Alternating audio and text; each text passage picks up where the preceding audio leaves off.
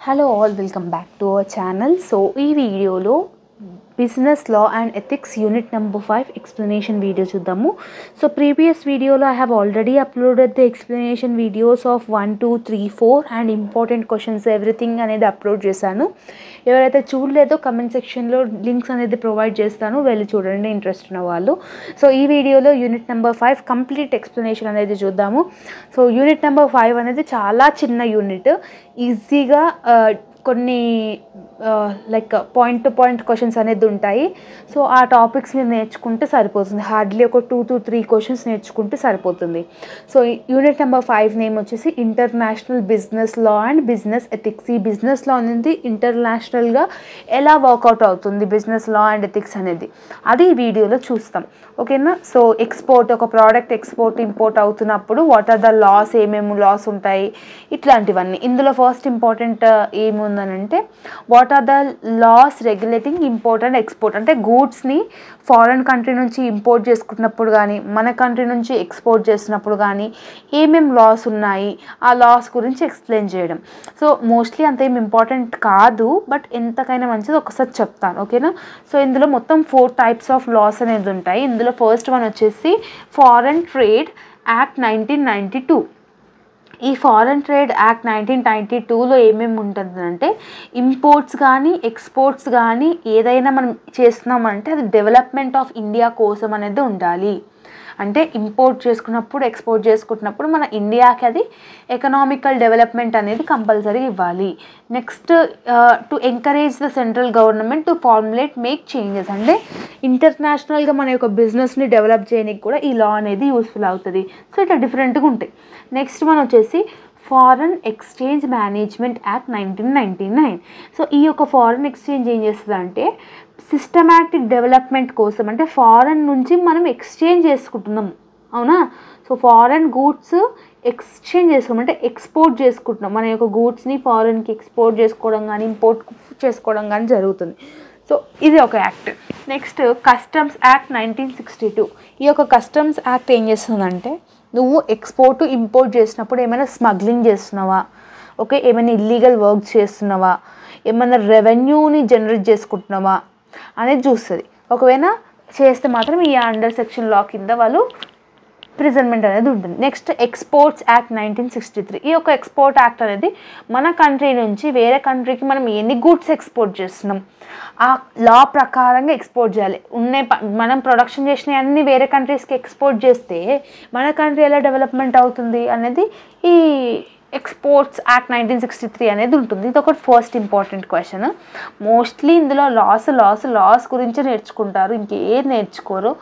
So అదొకటి. Next one ఇది ఇక్కడ ఇది చూడండి, what is business ethics and what are the foreign need. ఈ బిజినెస్ ఎథిక్స్ అనేది ఎందుకు అవసరం, what is the need in the present environment. So ఈ బిజినెస్ ఎథిక్స్ అంటే ఏంటంటే application of general ethical rules to business behaviour. మనం ఒక business చేస్తున్నామంటే కొన్ని రూల్స్ అండ్ రెగ్యులేషన్స్ ఫాలో అవ్వాలి. అలా రూల్స్ అండ్ రెగ్యులేషన్స్ ఫాలో అవ్వడంనే ఎథిక్స్ అని అంటాం. Ethics is following your values. So ఇది చేయడం వల్ల ఏమవుతుంది, మన యొక్క బిజినెస్ అనేది ఇల్లీగల్ కాకుండా లీగల్గా ఫార్ములేట్ చేయడానికి ఉంటుంది. ఓకేనా.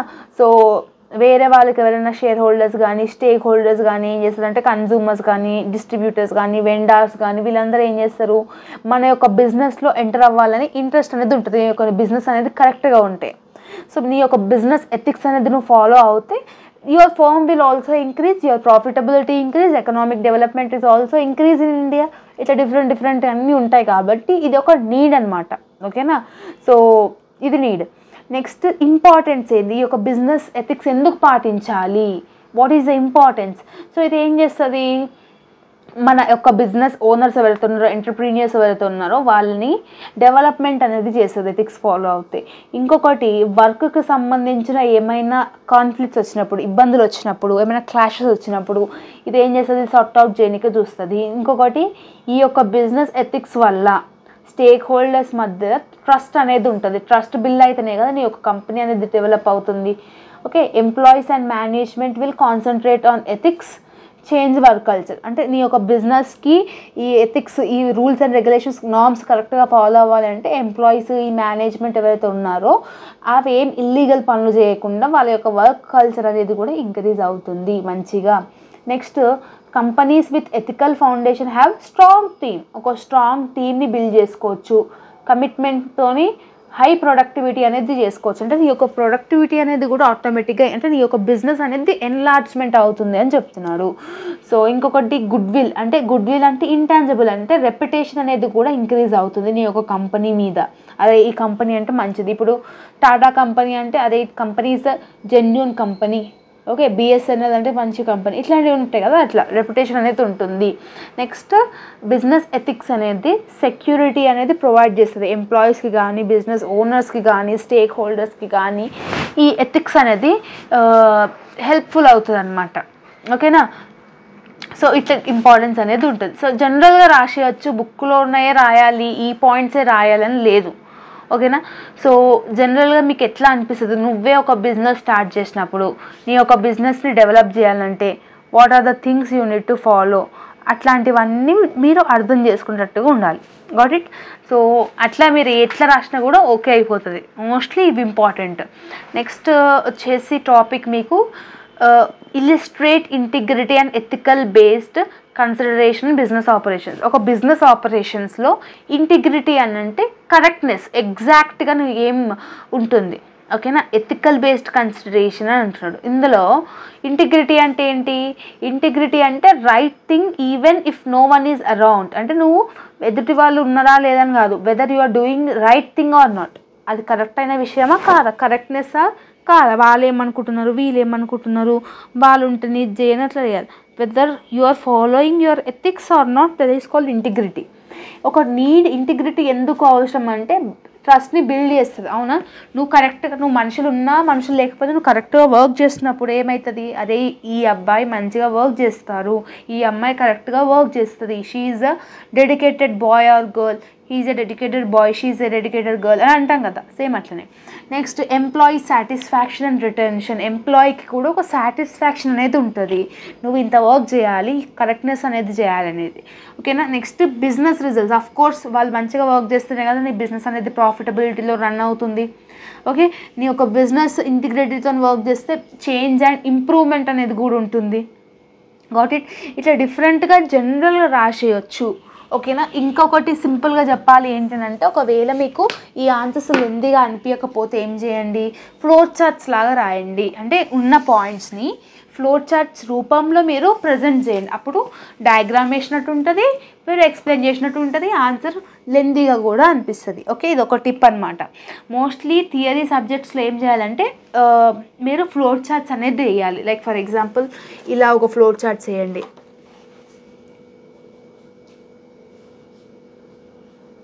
ఇట్లా వేయండి, లేదంటే ఇట్లా పెట్టి ఇట్లా ఇట్లా ఇట్లా ఇట్లా ఇట్లా పెట్టండి. సో ఇట్లాంటప్పుడు ఏమవుతుందంటే హాఫ్ పేజ్ ఆన్సర్ ఇక్కడ కవర్ అయిపోతుంది, ఇక్కడ నుంచి మీరు రాసేయచ్చు. సో ఇట్లా డిఫరెంట్గా టిప్స్ అనేది ఫాలో అవుతే ఏమవుతుంది, ఇప్పుడు ఇక్కడ whatever the question we all are learning here, so ఆ క్వశ్చన్స్ని మీరు పర్ఫెక్ట్గా అవ్వండి, అంటే టాపిక్ని అర్థం చేసుకోండి. మన యొక్క బిజినెస్ స్టార్ట్ చేస్తే మనకి ఏమేమి లాస్ ఉంటాయి, మన ఇండియాలో ఏమేమి లాస్ ఉన్నాయి, ఇట్లాంటివి. నెక్స్ట్, సిఎస్ఆర్ అంటే కార్పొరేట్ సోషల్ రెస్పాన్సిబిలిటీ. ఈ కార్పొరేట్ సోషల్ రెస్పాన్సిబిలిటీ ఏం చేస్తుంది అని అంటే నీ యొక్క బిజినెస్ ఎథిక్స్ అంటే ఎథికల్గా, అంటే మంచి పద్ధతిలో వెళ్ళేటట్టుగా డెవలప్మెంట్ అనేది చేస్తుంది ఈ సోషల్ రెస్పాన్సిబిలిటీ. ఓకేనా. ఈ సోషల్ రెస్పాన్సిబిలిటీ అనేది డిఫరెంట్ కంట్రీస్లో డిఫరెంట్ వేస్లో ఉన్నాయి. ఓకేనా. సో వీళ్ళు ఏం చేస్తారు, మన యొక్క బిజినెస్ని కరెక్ట్ వేలో లీగల్గా, ఇల్లీగల్గా కాకుండా లీగల్గా ఫాలో అయ్యేటట్టు ఉంటుంది. So according to the doctor Manmohan Singh, corporate social responsibility is no philanthropy, it is not charity, it is an investment in our collective future. అంటే నీ యొక్క ఈ కార్పొరేట్ సోషల్ రెస్పాన్సిబిలిటీ అని ఏమంటున్నావు అంటే ఇది ఒకటి ఫిలాంథ్రపీ కాదు, ఇది ఒక చారిటీ ఫౌండేషన్ కాదు, నీ ఫ్యూచర్ కోసం నువ్వు చేస్తున్న ఇన్వెస్ట్మెంట్ అది. అవునా? నువ్వు ఇప్పుడు లీగల్గా ఉంటేనే కదా రేపటి నాటికి మన ఇండియా డెవలప్ అవుతుంది. ప్రజలు అందరూ లీగల్గా ఉంటేనే కదా రేపటి నాటికి మనకు వేరే సోర్స్ నుంచి కూడా లీగల్గా వస్తుంది. అవునా? సో ఇట్లాంటివన్నీ. సో దీని యొక్క స్కోప్ ఏంటి అంటే ప్రమోటింగ్ కామన్ వెల్ఫేర్ ప్రోగ్రామ్స్, అంటే వెల్ఫేర్ ప్రోగ్రామ్స్ అనేది ప్రొవైడ్ చేయడం డిస్ట్రిక్ట్ వైజ్గా కానీ లోకల్గా కానీ, అంటే ప్రజలకి వెల్ఫేర్ ప్రోగ్రామ్స్ అనేది ఉంటుంది. ఇప్పుడు కొన్ని ఎన్జిఓ ఆర్గనైజేషన్స్ ఏం చేస్తాయి, ఫ్రీగా కంప్యూటర్ ట్రైనింగ్ ఇవ్వడం కానీ ఇట్లాంటివన్నీ. Next rendering social service. ఓకేనా? సో ఎప్పుడన్నా హెవీ రెయిన్స్ పడ్డప్పుడు చాలామంది వాలంటీర్స్ ఏం చేస్తారు, they will come and they will do their responsibilities. Okay, వాటర్ని క్లీన్ చేయడం కానీ, పీపుల్స్కి ఫుడ్ పెట్టడం కానీ ఇట్లాంటివన్నీ. గుడ్ కార్పొరేట్ గవర్నెన్స్ కూడా ఉంటుంది. అంటే మన ఒక గవర్నమెంట్ అనేది డెమోక్రటికల్ వేలో ఉంటాయి. అంటే everything will have a right, every person will have a right అనేది. సో ఇట్లాంటివన్నీ ఉంటాయి అన్నమాట.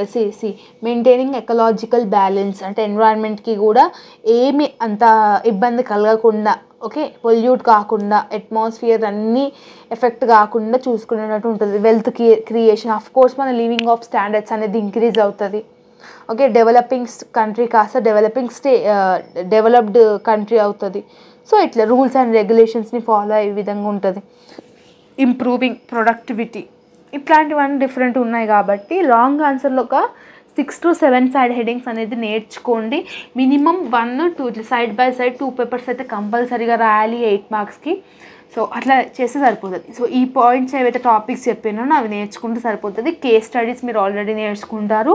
అండ్ షార్ట్ క్వశ్చన్స్కి వచ్చేసరికి బిజినెస్ ఎథిక్స్ అంటే ఏంటి, మళ్ళీ సోషల్ కార్పొరేట్ రెస్పాన్సిబిలిటీ అంటే ఏంటి, బిజినెస్ ఎథిక్స్ నీడ్ ఏంటి, ఇట్లనే లాంగ్ చదువుకుంటే షార్ట్ ఆటోమేటిక్గా వచ్చేస్తుంది. అందులో ఏమీ ఏమంటారు ఛాన్సే లేదనమాట చేసేది. సో ఇవి మాత్రం చూసుకుంటే సరిపోతుంది. సో ప్రతిసారి వాడు బిజినెస్ ఎథిక్స్ గురించి ఒక క్వశ్చన్ అడుగుతాడు. అండ్ నీడ్ అండ్ అసలు బిజినెస్ ఎథిక్స్ నుంచి కంపల్సరీ ఒక క్వశ్చన్ అయితే కంపల్సరీగా మీ క్వశ్చన్ పేపర్లో ఉంటుంది లాస్ట్. ఇంకొకటి సోషల్ రెస్పాన్సిబిలిటీ, సిఎస్ఆర్ అని చెప్పిన కదా, కార్పొరేట్ సోషల్ రెస్పాన్సిబిలిటీ. ఈ 2 టాపిక్స్ని మీరు బాగా నేర్చుకుంటే సరిపోతుంది. అండ్ గుడ్ కార్పొరేట్ గవర్నెన్స్కి what are the need and importance, okay, అవే అడుగుతున్నాడు ఎవ్రీ ఇయర్ నేను చూస్తున్నాను. So every year social responsibility or else business ethics, ఈ 2 క్వశ్చన్లు కొంచెం రిపీటెడ్గా ఉన్నాయి కాబట్టి ఇది. ఓకేనా? So this is all about the unit number 5. I hope that you have got clarity. If you are having any doubts, let me know in the comment section. So ఇప్పటికీ అన్ని ఎక్స్ప్లెనేషన్ వీడియోస్ అయితే అయిపోయాయి. Comment సెక్షన్లో అయితే అన్ని links అనేది mention చేస్తాను. ఎవరైతే చూడలేదో just go and check it out. Okay, so this is the thing. All the very best for your examination and all the very best for your preparation. See you all the next video. Bye bye everyone.